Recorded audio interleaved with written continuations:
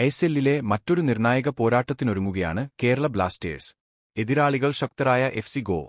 Play ഓഫിലേക്കുള്ള പോരാട്ടം കടുപ്പമാകുന്ന ഈ ഘട്ടത്തിൽ ഇരു ടീമുകൾക്കും ഈ മത്സരം അതീവ നിർണായകമാണ്.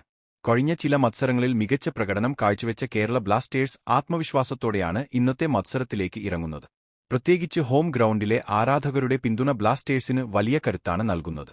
ആക്രമണ നിരയിൽ താരങ്ങളുടെ ഫോം ടീമിന് വലിയ പ്രതീക്ഷ നൽകുമ്പോൾ പ്രതിരോധത്തിലെ സ്ഥിരതയാണ് ഇന്നും നിർണായകമാകുന്നത്.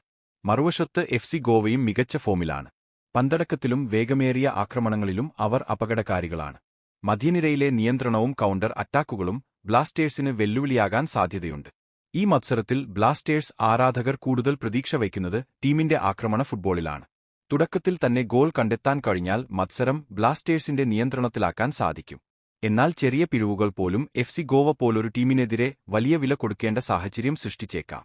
ഇരു ടീമുകളും ആക്രമണ ഫുട്ബോൾ കളിക്കുന്നതിനാൽ ഇന്നത്തെ മത്സരം ഗോൾ മഴയാകാനും സാധ്യതയുണ്ട്.